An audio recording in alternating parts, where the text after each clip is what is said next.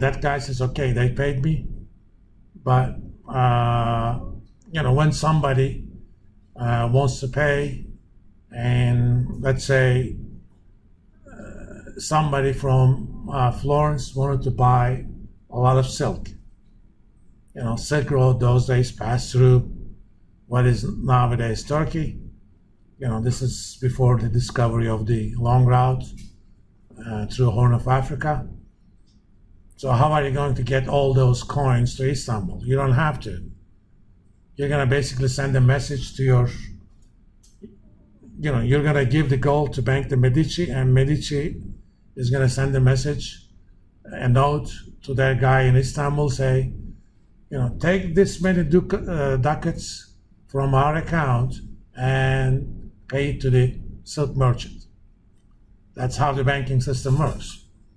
It's the same nowadays. When you write a check, basically what happens is the recipient of the check deposits into their bank, and their bank essentially deposits it into Federal Reserve, which acts like the broker. Federal Reserve goes to the account of, let's say I wrote the check, my account, the account of my bank takes the money out, sending an instruction to my bank that you got to deduct this much from Dr. Resser's account. And that check goes back, that amount goes back to the account of the recipients.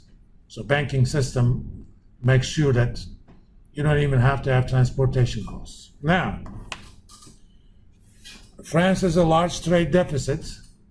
England has a surplus. This means, effectively,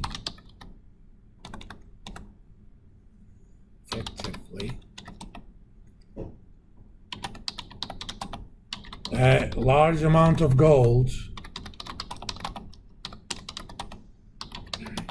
has to go from France to England, right? When I say England, obviously I mean Great Britain, or using the name they had those days, the United Kingdom of Great Britain and Ireland, because the Ireland itself was not free. After 1922, it became United Kingdom of Great Britain and Northern Ireland. All that gold goes from France to England. Even if they paid in currency, let's say they paid in French francs, right? That extra amount.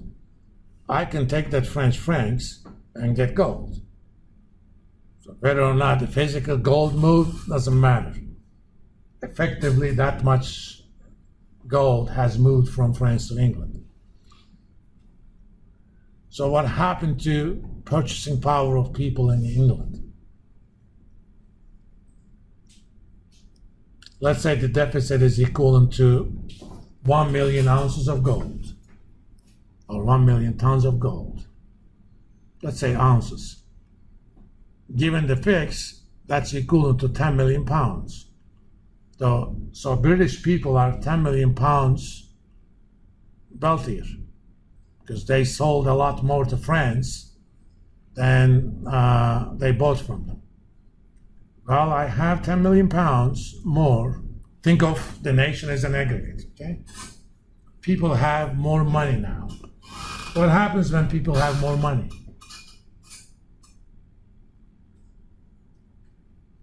What are you going to do suddenly if you have $10,000? Think of yourself. What would you do, Tom? Suppose I gave you $10,000. No questions asked. It's yours. What would you do with that? Invest it. Okay. Anybody else? Okay, you invested, that means you're going to buy shares of a company, or you're going to lend money to government or some company, and those guys will have to do something with it. Nico? Our buying power increased. Your buying power increased. You would essentially buys stuff. Okay? Even if you personally do not do it, somebody's going to spend that money. Okay? Because in a national economy, if you save $10, somebody's borrowing $10. Or overall world, the net savings are always zero, right?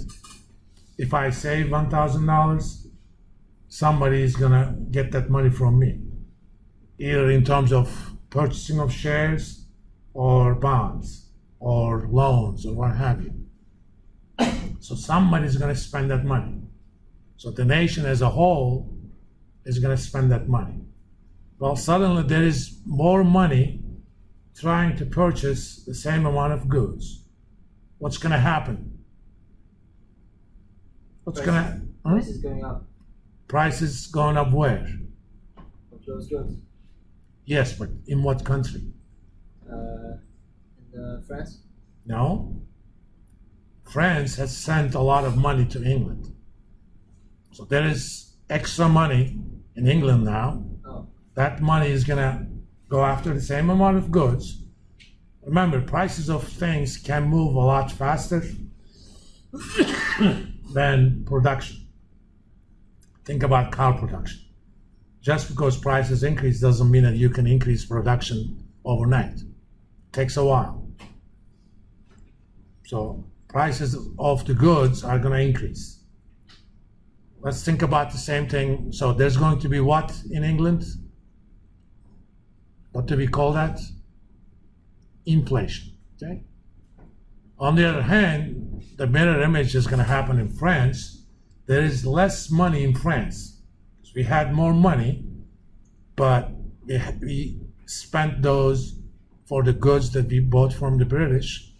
So we have less money. If we have less money, what's going to happen to prices in France? They will decrease, so there will be deflation, which is basically negative inflation. And when prices decrease, I'm the producer of cars. Suddenly, something I was selling for $30,000 only gets 25 in the market. Am I going to produce more cars or less cars? In general, less. Okay. I mean, it varies from goods to goods. There is something what we call price elasticity. I'm a farmer. If I think that one bushel of wheat is going to get me only $2 instead of $2.50, I'm not going to plant as much. Because at $2, I don't make that much money. That means overall national production is going to go down in France. We have another name for national production. The value of the national production is called gross domestic product. Okay? That gross domestic product is going to decline significantly. We call that a recession. So when there are big trade deficits under gold standard, the nations with trade deficits, at least temporarily, will have recessions, and the nations with trade surpluses, they will have booms. Positive growth of what you want to call GDP, plus they will have inflation. The countries with recessions will have deflation. However, theoretically speaking, there is now kind of an adjustment mechanism. Okay, France will go through deflation and recession, right? What happens when the prices of goods in France go down?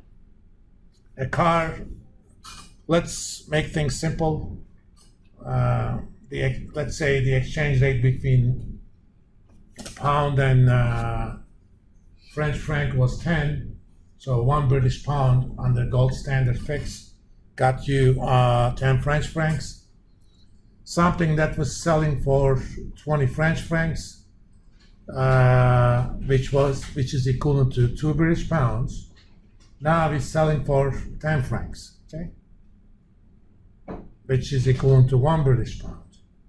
So what's the economic mechanism that's going to be triggered by this change in prices. What's going to happen? French goods are now cheaper and British goods are more expensive. Remember, exchange rates are fixed. That means there's a more demand for French goods. Why? Because they're cheaper. And there is less demand for British pounds. That means France will start selling more to Britain and buy less from Britain. So their trade deficit is going to go down and Britain's trade surplus is going to go up. So there is an automatic mechanism that's going to rebalance those trade imbalances. The trouble is that process takes time. Even nowadays, it takes time. Back at the end of 1800s, it took even more time. That meant the adjustment of goods market takes a lot longer than adjustment of prices. So during that adjustment, the countries with big trade deficits experienced big recessions. The countries with big trade surpluses experienced big booms. And U.S., think of U.S. after Reconstruction. For those of you who do not know, that's the 10-year period after the Civil War ended. So 1865 plus 10 after 1875. U.S. kind of started its own industrial revolution, but U.S. at that time was also importer of a lot of raw materials.